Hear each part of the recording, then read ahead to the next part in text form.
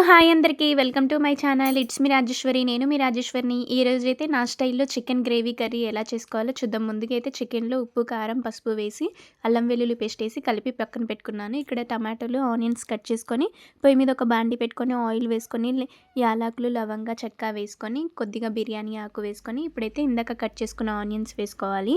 ఈ విధంగా ఆనియన్స్ అయితే గోల్డెన్ కలర్ వచ్చిన తర్వాత దీంట్లోకి తగ్గినంత అల్లం వెల్లుల్లి పేస్ట్, కొద్దిగా పసుపు వేస్తున్నాను. ఆల్రెడీ చికెన్‌లో కలిపాను కాబట్టి కొద్దిగా వేసుకొని ఇప్పుడైతే కలిపిన చికెన్ అయితే ఈ ఆనియన్స్‌లో వేసుకొని ఒకసారి బాగా నీట్‌గా కలుపుకోవాలి. ఈ విధంగా కలుపుకున్న తర్వాత దీంట్లోనే వాటర్ వస్తాయి కాబట్టి ఇప్పుడు ఇందాక కట్ చేసుకున్న టమాటోస్ కూడా దాంట్లో వేసేసి మూత పెట్టేసి ఒక 20 మినిట్స్ అయితే మనము ఉడకనివ్వాలి చికెన్‌ని. ఈ విధంగా అయితే దాంట్లో నుంచి వాటర్ వచ్చి అది బాగా కుక్ అయిన తర్వాత మనము అది కుక్ అయ్యే వరకు ఇక్కడైతే ఒక మిక్సీ గిన్నె తీసుకొని దాంట్లోకి గ్రేవీకి కావాల్సినవి ఎండు కొబ్బెర, ఇంకా గసాలు, కొంచెం జీడిపప్పు వేసుకొని ఒక స్పూన్ అయితే ధనియాల పొడి వేసుకుంటున్నాను. ధనియాలు ఉంటే ధనియాలు కూడా వేసుకోవచ్చు. నేను ఇక్కడ ధనియాల పొడి యూజ్ చేస్తున్నాను.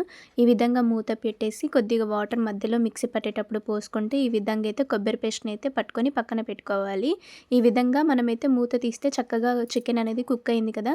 సో, మనమైతే ఇందాక పట్టుకున్న కొబ్బరి పేస్ట్ ఉంది కదా! అదైతే దీంట్లో వేసుకోవాలి. ఈ విధంగా వేసుకొని మళ్ళీ ఒకసారి నీట్‌గా బాగా కలుపుకొని ఉప్పు, కారం ఏమన్నా తక్కువ అనిపిస్తే మళ్ళీ ఒకసారి వేసుకోవాలి. ఈ విధంగా వేసుకొని లాస్ట్‌లో కొద్దిగా కొత్తిమీర కూడా యాడ్ చేసి మళ్ళీ ఆ చికెన్‌ని బాగా నీట్‌గా ఒకసారి కలుపుకొని మళ్ళీ మూత పెట్టేసి ఒక 15 మినిట్స్ అయితే ఉంచేయాలి. ఈ విధంగా అయితే మనకు చికెన్ ఉడికిన తర్వాత పొయ్యి మీద నుంచి దింపేసి లాస్ట్‌లో మళ్ళీ ఒకసారి కలుపుకొని మనమైతే తగినంత కొత్తిమీర వేసుకోవాలి. ఈ విధంగా చికెన్ గ్రేవీ కర్రీ చాలా బావుంటది. మీరు కూడా అందరూ ఒకసారి ట్రై చేయండి. మీకు ఈ వీడియో నచ్చితే లైక్ చేసి, షేర్ చేసి, సబ్స్క్రైబ్ చేసుకోండి. Thank you for watching. మీరు కూడా అందరూ ఒకసారి ట్రై చేసి ఎలా వచ్చిందో కామెంట్ చేయండి.